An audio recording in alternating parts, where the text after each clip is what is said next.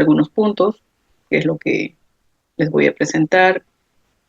En primer lugar, haremos una breve introducción, luego pasaremos a conversar sobre neurociencias, neurotransmisores y genética, que son los principales aspectos que van a influir sobre la conducta.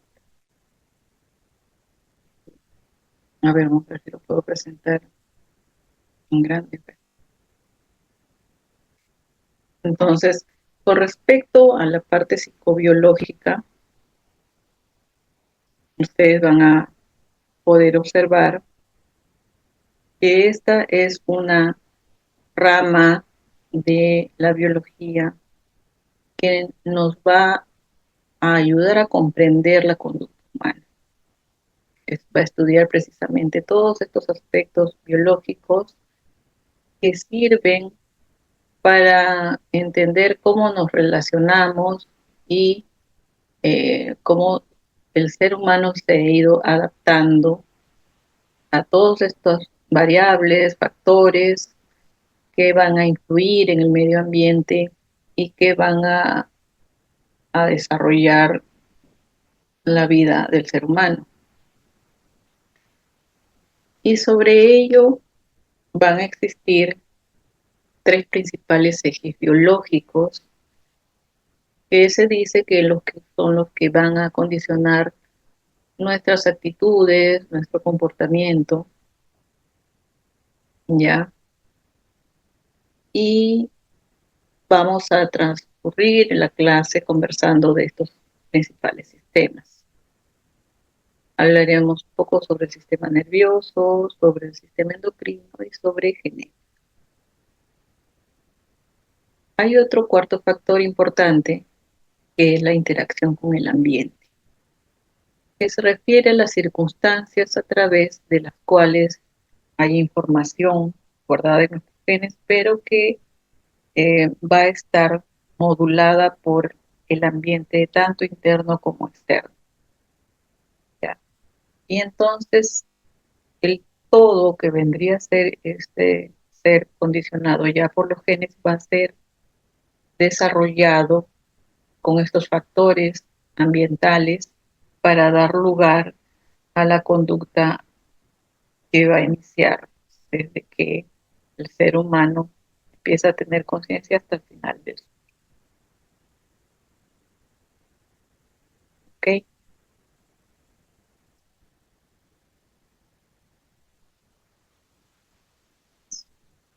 Bien. Entonces, vamos a ver que decíamos que el sistema nervioso era uno de estos ejes biológicos. Y sobre el sistema nervioso, el sistema endocrino, al igual que el sistema nervioso, van a estar regulando esta respuesta interna. Y esta respuesta está condicionada por este factor externo. Ahora recordarán ustedes que el sistema endocrino va a estar compuesto por muchas glándulas y hormonas, ¿no? Las hormonas son estas sustancias que van a regular los líquidos corporales a través de sus células, ¿no? Y van a regular también las actividades que ocurren en estas células. ¿Y esto para qué? Para mantener un equilibrio en el medio interno corporal. También sabemos que el metabolismo y hay otras funciones como la de que condicionan la morfología corporal. También van a actuar sobre la conducta, sobre el carácter y la inteligencia. Entonces pueden ustedes recordar seguramente que este nivel hormonal adecuado puede condicionar pues que el ser humano se desarrolle adecuadamente con respecto al peso, a la talla y también si es que hubiera alguna alteración pues también se alterará el peso y la talla corporal. Igual también hay una acción, la conducta, incluso, como les decía, el carácter y la inteligencia, ya que ya lo verán seguramente cuando vayan a ver, hacer sus clases sobre pediatría, que usualmente se están haciendo tamizajes neonatales de el perfil tiroideo en los recién nacidos, ya que se sabe que alteraciones en las hormonas tiroideas pueden condicionar la deficiencia en la inteligencia de los neonatos y posteriormente va a generar una repercusión que va a ser irreversible. Entonces, ¿para qué nos sirve todo esto? Ustedes podrán decir ahora, bueno, les estoy explicando más o menos cómo va a intervenir el sistema nervioso y las hormonas del sistema endocrino. No sirve para integrar, sirve para conocer, analizar. Doctora, disculpe que le corte. Se escucha muy bajo y en momentos se entrecorta. O este,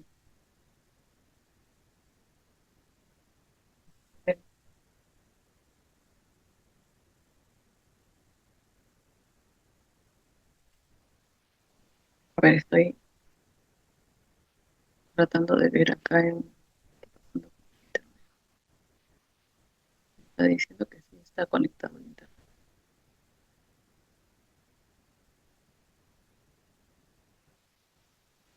Ya, a ver ahora.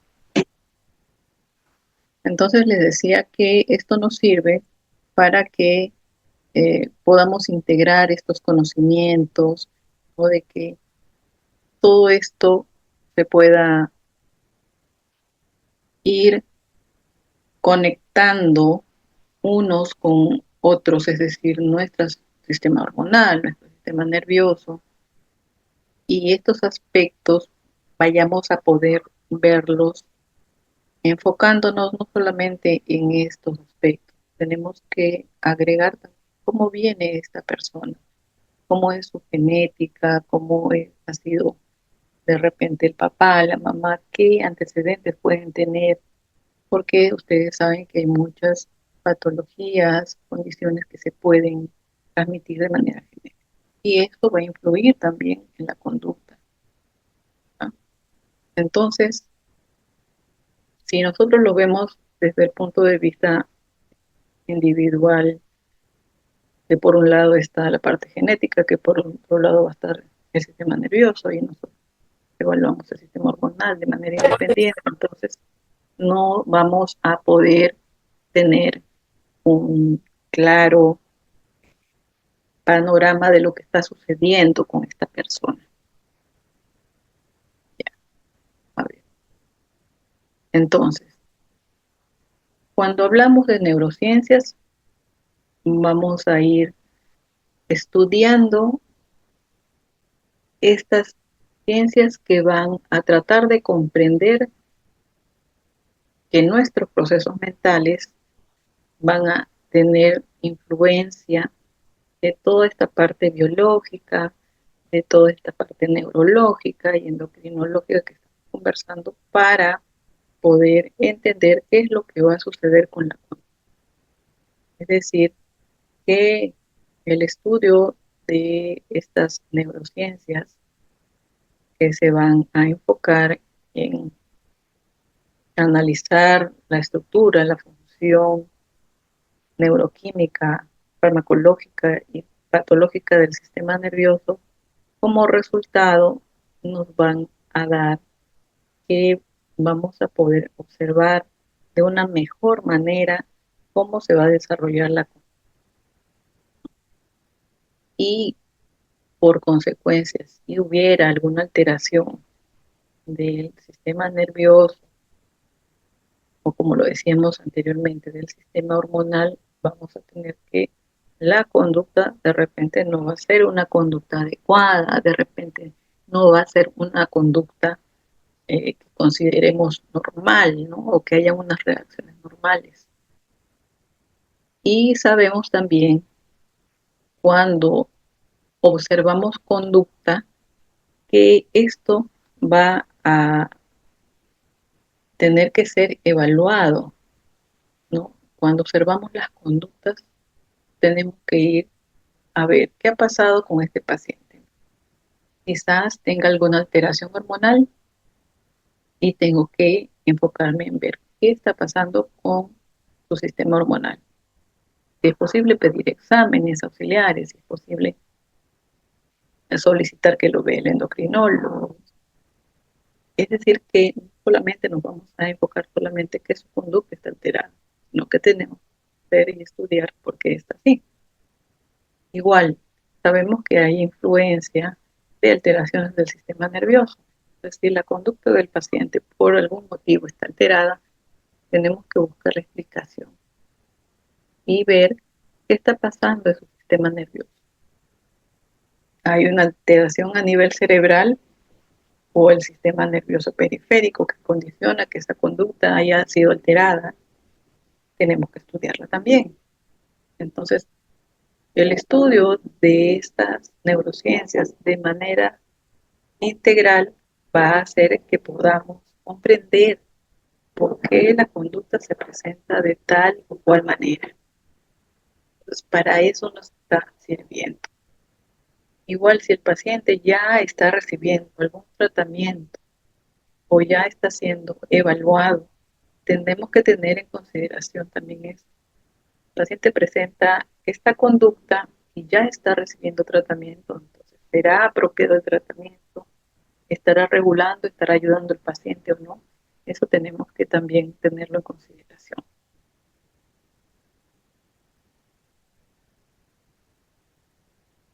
Y como parte del estudio para recordarles a ustedes esta parte del sistema nervioso, vamos a mirar algunos aspectos del sistema nervioso que, como les digo, es para ustedes recordar, porque en sí esta parte del sistema nervioso ustedes ya lo han estudiado, es un repaso. Entonces, mencionarles sobre la neuroanatomía funcional de la corteza cerebral, ¿no? Sabemos que podemos hablar del encéfalo, ustedes ya saben que es un órgano que va a ejercer el control de la conducta y que va a dividirse en dos hemisferios principalmente. Y cada hemisferio tiene 4 lóbulos, ¿no? Frontal, parietal, temporal y occipital. Estos lóbulos van a tener cada lóbulo 3 regiones anatómicas: la corteza motora y premotora, la corteza paralímbica y el córtex prefrontal. ¿Ok? Entonces, cada uno de ellos va a tener sus funciones y va a tener su distribución anatómica. Estas cortezas van a estar conectadas con estructuras subcorticales, ¿no? Si se van acordando en anatomía y neuroanatomía, van a ustedes ver que las cortezas no funcionan de manera independiente, sino se conectan con estructuras subcorticales y van a formar circuitos.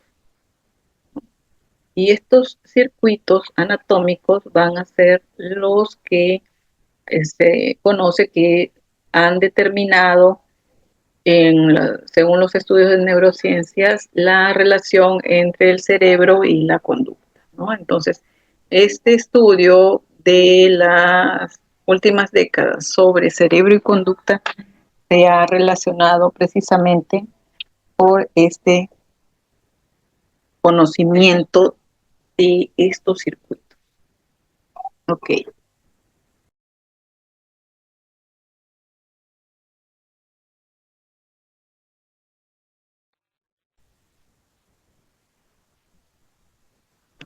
Acá para hacerles recordar las áreas subcorticales, ya.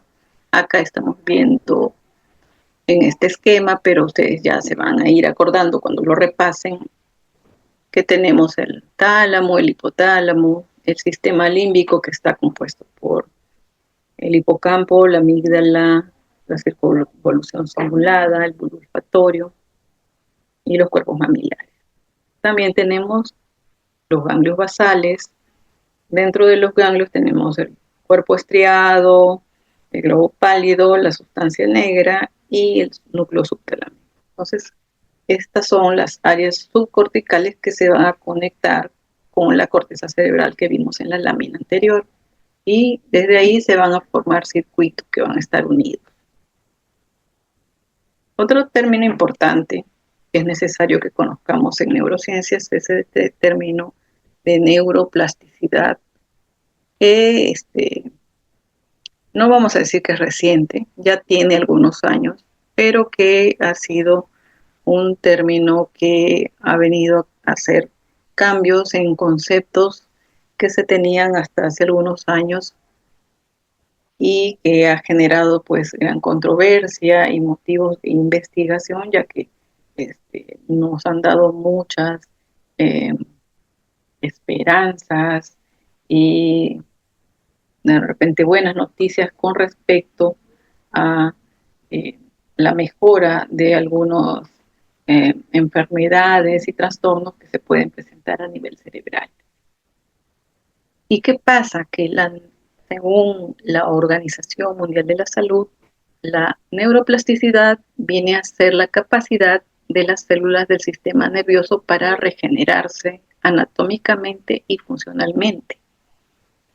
Entonces, estas células tienen esta capacidad de regeneración, lo cual antes se creía que no, que si una célula estaba dañada ya no había vuelta atrás, ya no se podía recuperar, ¿no? Pero ahora con estos estudios sobre neuroplasticidad ya se sabe que sí es posible la regeneración, y no solamente anatómica, sino también funcional, lo cual es mucho más importante. Y estas pueden regenerarse aún después de estar sujetas a influencias tanto patológicas ambientales o del desarrollo, aún incluyendo traumatismos y enfermedades. Bueno, ese es el término que nos da la Organización Mundial de la Salud. Pero también se refiere a la capacidad del cerebro para adaptarse a las circunstancias y cambiar como resultado de la conducta y la experiencia, ¿no? Y en ese concepto se basa uno de nuestros principios en psiquiatría, que es la psicoterapia, ¿no? En esta capacidad del cerebro de adaptarse, de cambiar, y esto va a ser como resultado de nuestras experiencias y de nuestras conductas. Entonces, nuestro cerebro tiene esa posibilidad de adaptarse a los cambios y, según esta adaptación que tengamos, modificar conductas. Ok, entonces en neuroplasticidad tenemos aquí varios conceptos importantes que sí es necesario conocerlos, ya que estos conceptos van a ser útiles cuando se habla de los mecanismos por los cuales se da esta neuroplasticidad. Uno de ellos es la neurogénesis. Ya hay algunos conceptos que van a ser obvios, ¿no? Que, por ejemplo, la neurogénesis es este proceso por el cual se generan nuevas neuronas a partir de células madres y células progenitoras. El otro que es importante es el mecanismo de regeneración axonal, ¿no? Es un proceso donde la neurona, como las células de Schwann, fibroblastos, células endoteliales y macrófagos, van a regenerarse como producto de una lesión axonal. El siguiente mecanismo por el cual sucede esa neuroplasticidad es la colateralización, ¿no? Y aquí hay un proceso donde el sistema nervioso periférico va a emitir ciertas ramas colaterales, terminales en los axones intactos y para inervar fibras musculares. En la sinaptogénesis, en la formación de sinapsis, a pesar de que se va produciendo durante toda la vida de la persona sana, se dice que hay una explosión de sinapsis durante el desarrollo temprano del cerebro, ¿no? Es decir, que por ejemplo en los niños pequeños hay una gran cantidad de sinaptogénesis porque se está dando este desarrollo cerebral. También hay otro concepto que es el de cotransmisión, donde se señala que un neurotransmisor clásico va a ejercer su función con un neuropéptido en una misma neurona. Y el siguiente mecanismo, el de colocalización, ¿no? Es, por ejemplo, donde la serotonina y el GABA juntos pueden, dos neurotransmisores con actividad neuroconductual que van a superar 100 tipos y más de 40 receptores que van a encontrarse a la vez, ¿no? Ambos neurotransmisores se van a encontrar. Por eso es que dice colocalización.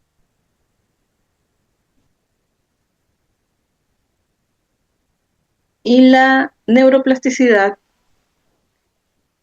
estamos diciendo que es esta capacidad que tiene el sistema nervioso para regenerarse y adaptarse, va a implicar cambios en el tejido neuronal, como lo que ya habíamos visto, ¿no? Esto es igual que la lámina anterior, ¿no? Acá estamos señalando la neurogénesis, la regeneración axonal, la colateralización, la sinaptogénesis, la cotransmisión y la colocalización. Y bueno, sabemos ya de qué se trata la neuroplasticidad, sabemos qué mecanismos están implicados y hablamos de que ahí van a intervenir los neurotransmisores. Entonces ahorita nos va a tocar hablar de estos neurotransmisores que están implicados dentro de estos mecanismos también. Y justo vamos a conversar en primer lugar sobre dopamina. ¿Ya? Luego hablaremos de serotonina y luego hablaremos de otros neurotransmisores como el GABA y el glutamato que también son importantes para conocimiento. En adelante, cuando hablemos sobre medicamentos utilizados en psiquiatría, vamos a ver que ellos están desarrollándose porque actúan a nivel de estas sustancias que son los neurotransmisores. Vamos a referir cuando hablamos de antipsicóticos que tienen acción a nivel de este neurotransmisor que es la dopamina. Cuando hablemos de antidepresivos, su principal acción va a ser a nivel de serotonina. Y así vamos a ir viendo que tanto las patologías que se van a presentar en psiquiatría, así como los neurotransmisores que están implicados, vamos a estar muy relacionados. Por eso es importante que sepamos de qué se tratan estos neurotransmisores. ¿Ok? Bueno, entonces, en primer lugar, hablaremos de dopamina. Acá tiene una imagen que es la representación de la dopamina, ¿no? Y cómo se llega a sintetizar. La dopamina se va a formar a partir del aminoácido fenilalanina, que luego es convertido a tirosina, luego a dopa y por acción de la dopa de carboxilasa se convierte en dopamina. ¿Ok? Esta dopamina formada es destruida por acción de la MAO. La MAO es la enzima monoaminoxidasa. Y otra parte es recaptada para ser utilizada por una bomba de recaptación de serotonina. Ok, entonces, la dopamina, ¿dónde la vamos a encontrar? ¿Para qué nos sirve o qué hacemos con esta dopamina? La dopamina, sustancia neurotransmisor importante, se distribuye en la retina, en el hipotálamo, en el tronco encefálico, en los sistemas activadores mesoestriados como el gluconíger, en el área mesolímbica y mesocortical, en este núcleo tegmental ventral, ¿no? Y en varios otros lugares a nivel cerebral. Y también sabemos que la dopamina tiene receptores donde va a ejercer su acción. Hay un receptor dopaminérgico 1, luego el D2A, D2B, D3, D4 y D5. ¿Y estos para qué nos sirven estos receptores? Porque ahí vamos a ver cómo actúan los psicofármacos en estos receptores para el desarrollo de la acción dopaminérgica. Y les decía, ¿y para qué nos sirve la dopamina? O sea, ¿cuál sería el interés de nosotros en conocer la dopamina o qué acción importante tiene? Y acá tengo esa respuesta a esta pregunta. Las funciones de la dopamina, en primer lugar, se encuentran en la motivación que tenemos cada ser humano. Luego, en el sistema de refuerzo por recompensas. Se le puede encontrar cuando ingerimos una taza de café o incluso cuando se consumen drogas o sustancias. Podemos ver que hay una acción dopaminérgica. Nos sirve también la dopamina para regular la temperatura, para el movimiento voluntario, ¿no? Si quiero hacer algo, empieza a funcionar la dopamina en las vías piramidales. También a nivel de la sexualidad, en el juicio crítico de la realidad. Y cuando hay un exceso de dopamina en un paciente psicótico, se va a psicotizar más. Entonces, cuando hay un paciente que está psicótico, por ejemplo, los pacientes esquizofrénicos, el exceso de dopamina es peor. Entonces, ahí utilizamos nosotros medicamentos que van a bloquear la dopamina, como los antipsicóticos. Y acá podemos ver un esquema, ¿no? Ustedes en este esquema van a ver las vías dopaminérgicas, cómo está relacionada. Veíamos la corteza cerebral con los núcleos subcorticales que van a formar circuitos. Las vías dopaminérgicas están presentes en esta lámina, tienen 4 vías dopaminérgicas. La vía mesocortical, la vía nigroestriada, la vía tuberoinfundibular y la vía mesolímbica. Es decir, que a través de estas vías se van a comunicar estas áreas cerebrales y ahí se va a ejercer su acción para determinar todas estas funciones que hemos detallado aquí. Entonces, ese es el sentido de saber dónde están distribuidas eh, la dopamina y cómo va a ejercer su acción. Y decíamos que vamos a hablar de los neurotransmisores. Ahora nos toca la serotonina. La serotonina se sintetiza a partir del aminoácido triptofano. Acá hay un esquema también del triptofano que se va a convertir en 5-hidroxitriptofano por acción de esta enzima de carboxilasa y luego va a convertirse en hidroxitriptamina o serotonina. Y actualmente se conocen los receptores de la serotonina que están detallados aquí, ¿no? Hay 5-HT1, 5-HT2, 5-HT3, 5-HT4, 5-HT5. Y en el tipo 1 hay A, B, C, D. ¿No? Entonces se han encontrado muchos receptores para la serotonina. También sabemos que la serotonina o 5-hidroxitriptamina es destruida en parte por la monoaminoxidasa también y otra parte de la serotonina puede ser recapturada. ¿Ok? ¿Y dónde está la serotonina? En nuestro cuerpo. Una gran parte se encuentra a nivel cerebral, pero otra parte de la serotonina se encuentra en el aparato digestivo. Entonces, la que está a nivel cerebral se encuentra en los núcleos del RAFE, en las neuronas que se distribuyen también en la médula espinal, en el cerebro, en núcleos subcorticales y en la corteza cerebral. En todas estas partes podemos encontrar serotonina. ¿Y para qué nos sirve la serotonina? Se dice que la serotonina sirve para regular los estados de ánimo, la ansiedad, regula la alimentación y la sexualidad, también actúa a nivel motor, en los ritmos circadianos, en el dolor y en la temperatura, y en los procesos de sueño y vigilia. A todos esos niveles actúa la serotonina.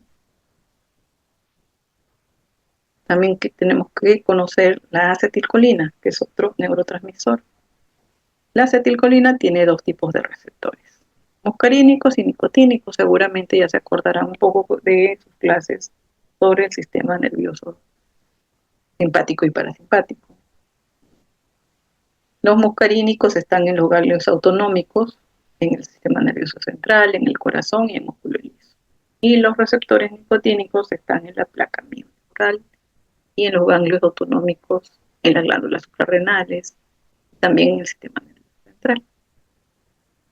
Y se sabe que hay receptores nicotínicos en el tecto, en el hipocampo, en la corteza, en núcleos basales, cerebelo, tronco encefálico. Ustedes ven que hay una serie de lugares donde hay receptores nicotínicos. ¿Para qué nos sirve la acetilcolina? Muy importante en el aprendizaje, en la memoria, también cuando hay dolor, hay una participación de la acetilcolina, también en el sueño REM, en la excitación de la corteza, en la sed. Y hay que recordar que cuando se tiene una enfermedad de Alzheimer, se ha observado que hay una destrucción de las neuronas del núcleo basal de Meiner, donde hay mucha acetilcolina. Y en general, en las demencias se suelen acompañar de disminución de las concentraciones de acetilcolina en la corteza temporal, en el hipocampo y en la amígdala. Es decir, que la acetilcolina es un neurotransmisor importante en la memoria y sobre todo cuando vemos esa enfermedad de Alzheimer. Otro neurotransmisor importante es el GABA. El GABA se sintetiza a partir del ácido glutámico y se encuentra, dice, por todo el cerebro. ¿Ya? Se dice que hay tres tipos de receptor GABA. El GABA A, el GABA B y el GABA C. Aquí ya les estoy dejando la presentación para que ustedes después lo vean bien, lo repasen, ¿ya?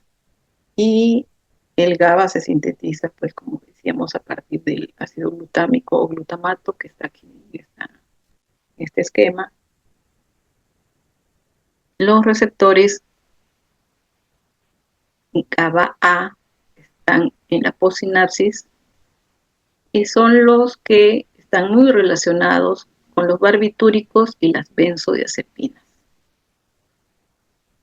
Y los GABA B son presinápticos y van a controlar la liberación de otros neurotransmisores. Para eso nos sirven esos receptores. El GABA se elimina en la sinapsis por transportadores específicos y el GABA que se recupera se metaboliza. ¿Nos sirve para qué? Se sabe que el GABA es el principal inhibidor de la actividad neuronal. Juega un papel importante en el comportamiento, en la cognición, en la ansiedad, en las emociones y también incluso en el alcoholismo. Ok, y como les decía, es el principal neurotransmisor inhibidor. Hay un esquema del GABA aquí. Y luego nos pasamos al glutamato. El glutamato viene a ser un neurotransmisor excitador. Es como decir el opuesto del GABA.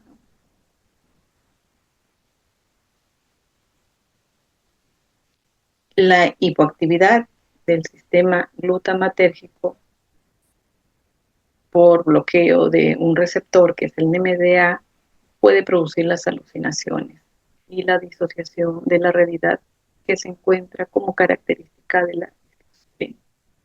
Entonces podemos ir de esta forma dándonos cuenta que esta hipoactividad del glutamato podría generar síntomas a nivel de patologías graves como la esquizofrenia. esquizofrenia.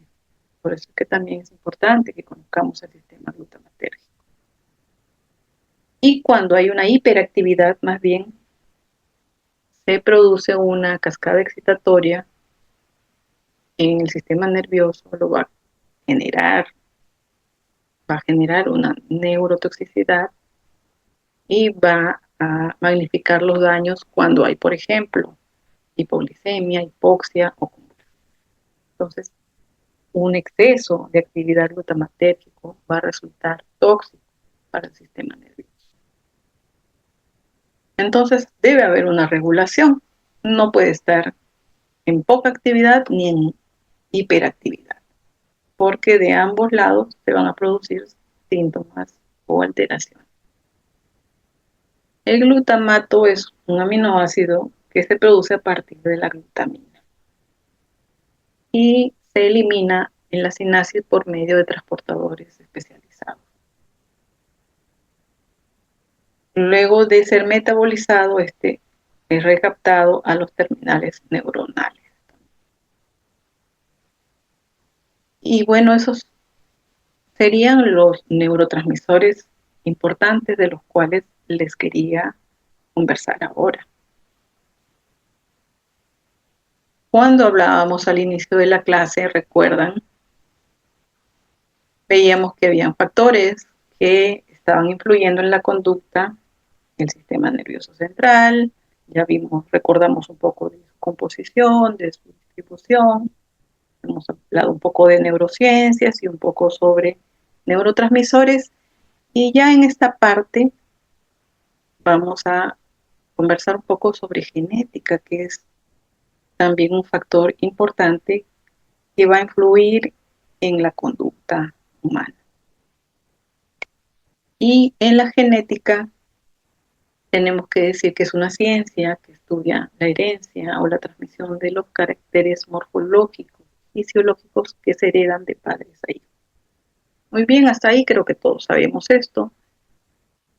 También sabemos que la información genética se encuentra en el ADN, que se encuentra en los cromosomas. Sabemos que nuestra especie tiene 46 cromosomas y también sabemos que un par de estos cromosomas va a determinar el sexo en los seres humanos. ¿Ok? Esto es general, todos lo sabemos. ¿Qué es un gen? Un gen es el factor hereditario que controla un carácter. El genotipo vendría a ser el conjunto de factores heredados de los padres para un determinado carácter. Y el fenotipo es el conjunto de caracteres hereditarios que se manifiestan externamente. El fenotipo es lo que se puede ver, lo que se puede manifestar externamente, ¿no? Estos también son conceptos importantes que tienen que saber de genética. ¿Qué cosas se hereda? Estamos viendo que en genética hay caracteres tanto morfológicos como fisiológicos que se van a heredar de padres a hijos. ¿Ok? Todo ello a través del ADN, ¿no? Ya veis que el ADN estaba en los cromosomas. ¿Y qué cosas se heredan? Para nosotros en psiquiatría tenemos que saber qué cosas se pueden heredar. Se hereda la inteligencia. Últimamente se dice que la inteligencia se hereda de la madre.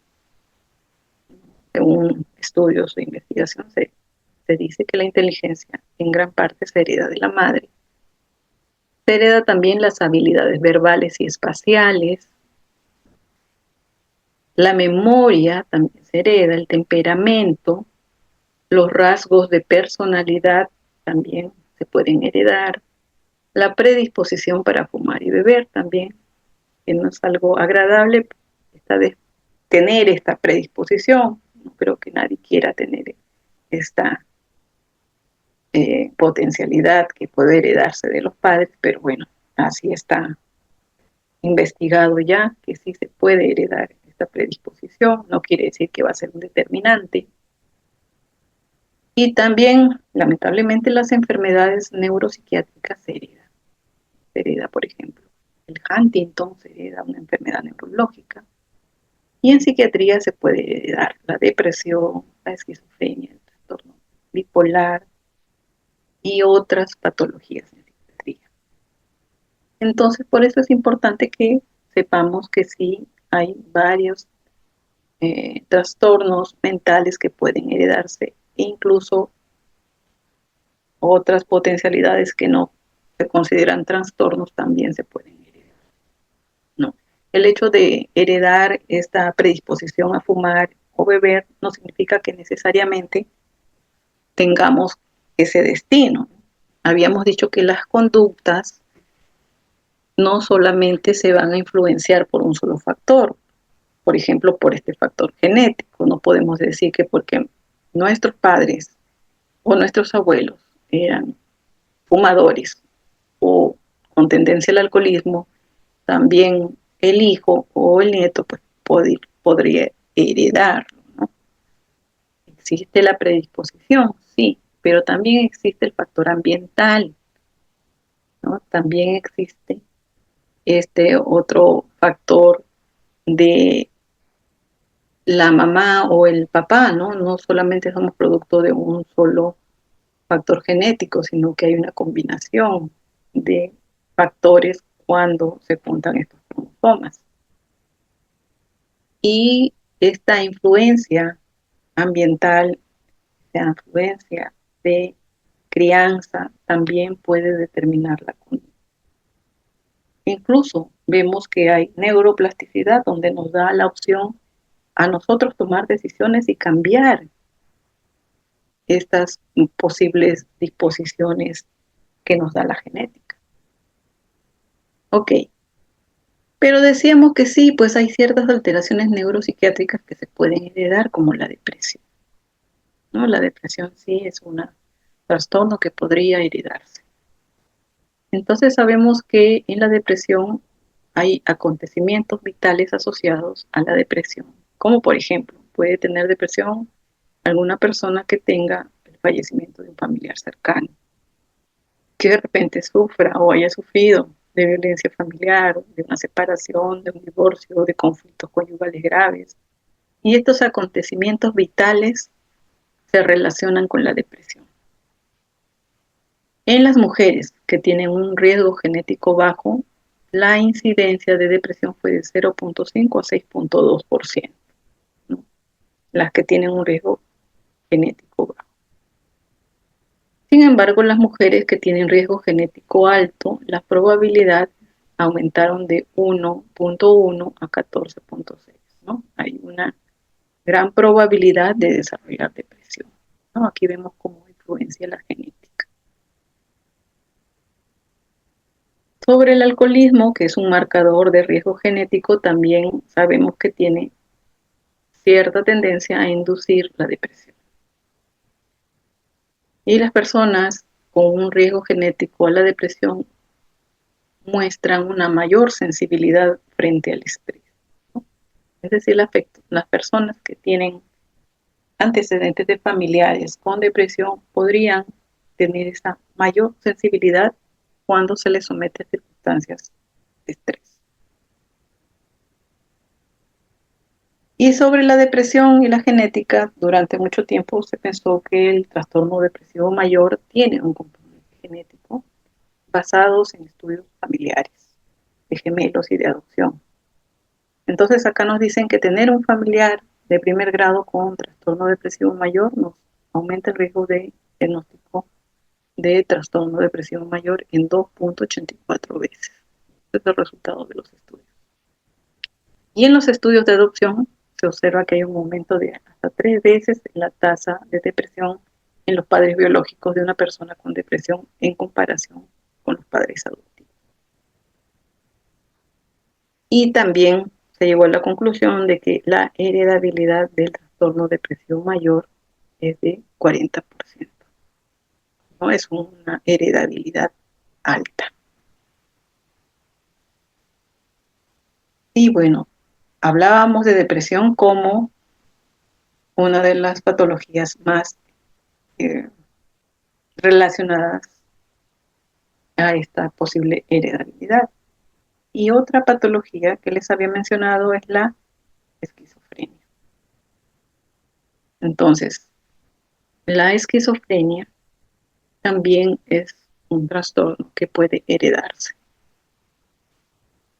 Desde luego nadie le gustaría pues, heredar alguna de estas patologías, pero bueno, es necesario que sepamos esto porque podemos hacer, ahora que ustedes están empezando, historias clínicas, elaborar historias clínicas e investigar sobre esta posible heredabilidad. ¿Cómo lo vamos a hacer? Pues investigando y preguntando a los pacientes que vayamos a elaborar la historia en sus antecedentes. ¿Algún familiar de usted fue alcohólico, tuvo depresión o tuvo esquizofrenia? Algunas veces, claro, nos pueden ocultar la información, pero algunas veces los pacientes, dependiendo de qué tanta confianza tengan al médico, nos pueden dar esta información y puede ser muy útil para ya el enfoque de tratamiento del paciente. Entonces, cuando hablamos de esquizofrenia, sabemos que es una enfermedad que se inicia aproximadamente entre los 15 y 25 años y que se inicia más precozmente en los varones. Los varones, por lo general, se enferman a los 15 años, 16 años, 18 años, cuando están terminando el colegio y empezando a estudiar en la universidad. Hay pacientes que ingresan a la universidad, incluso no tiene nada que ver con la inteligencia. Pacientes muchas veces muy inteligentes, su CI alto, pero lamentablemente a veces tienen la genética de esquizofrenia y empiezan a desarrollar los síntomas tempranamente, a tener alucinaciones, ¿no? A tener ideas que la gente está en su contra, que le quieren hacer daño, que son los delirios de daño. Empiezan a aislarse porque temen que los puedan dañar o porque las voces, las alucinaciones son intensas, ¿no? Y empiezan a tener síntomas tempranamente. Otros, más allá, ya ingresan a la universidad y estando en la universidad, yendo a clases, ya habiendo empezado, empiezan a tener síntomas y lamentablemente muchos de ellos no concluyen los estudios, ¿no? Se vuelven muy temerosos de que los puedan dañar, de que los puedan hacer algo en el camino o que de repente los vean, los observen mucho, los vigilen. Y bueno, desde luego eso es parte de sus síntomas. Y por ello suelen aislarse y abandonar carreras, ¿no? Lo cual es lamentable. Eh, ¿Cómo se explica la esquizofrenia? Hay muchas teorías. Una de ellas es la teoría del neurodesarrollo. Se dice que cuando esta persona está pues, muy pequeño, antes de los 2, 3 años, ahí empieza el desarrollo neuronal, la sinaptogénesis, veíamos al inicio, se vuelven muy intensas. Podría haber ahí una alteración de este desarrollo neuronal que no se sabe exactamente cuáles sean las causas, pero esta alteración del desarrollo va a dar origen a que en el futuro se empiecen a manifestar estos síntomas. Y también se sabe que hay factores poligenéticos que van a condicionar una disfunción de esta organización de la corteza cerebral dentro del útero. Esto es cuando es una esquizofrenia heredada. Pero todo esto no se ve en la niñez, ¿no? Esta condición, esta vulnerabilidad biológica se va a expresar en la adolescencia, ¿no?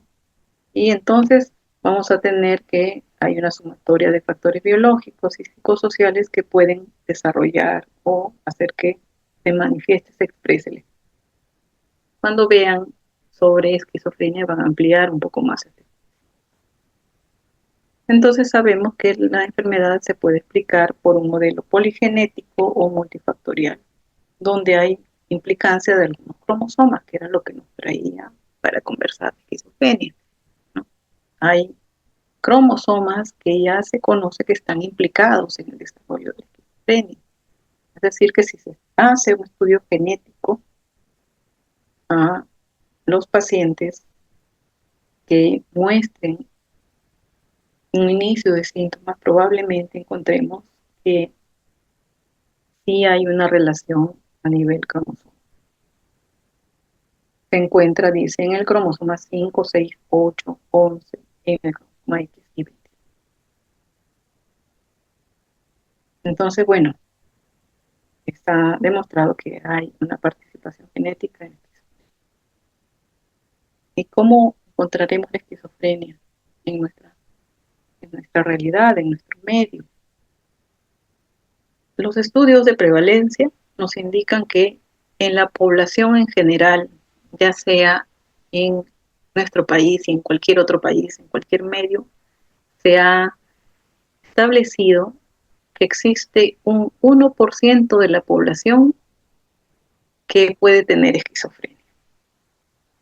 Esto puede variar entre un 0.6 a 1.6% en todas las poblaciones. Pero por lo general, si ustedes les preguntan, en un aula de clases de 100 personas, uno es esquizofrénico, un 1%. En cualquier lugar donde hayan pues muchas personas, siempre vamos a tener esta probabilidad de encontrar que haya un 1% de pacientes que tengan esquizofrenia. ¿Qué pasa si esta persona tiene un pariente de primer grado? Si es un solo pariente, se dice que hay un 10% de probabilidad, de porcentaje que tienen esquizofrenia. Si ambos padres tienen ya esquizofrenia, entonces la prevalencia va a aumentar. Ya no será 10%, será 40%. Ahora, si hay gemelos, si tiene hermanos gemelos, si son disigotos, la prevalencia es entre 10 y 15% en los gemelos disigotos. Y en los monocigotos, la prevalencia de esquizofrenia es entre 40 a 59%. ¿No? Entonces vemos que sí hay una genética que es más fuerte en la esquizofrenia. Ok, y ya para ir terminando, les daré algunas conclusiones. Espero que hasta ahora hayamos comprendido. Si hay alguna pregunta, me la hacen saber. Entonces, en nuestra clase hemos visto hoy día que en nuestro cuerpo existe un sistema endocrino, el cual está formado por glándulas, ¿no? Todas las glándulas que ustedes conocen, que van a segregar hormonas. Estas tienen la función importante y específica sobre la actividad del cuerpo, ¿no? Las glándulas pueden ser de secreción interna o externa, o de secreción mixta, eso ya es algo que conocemos.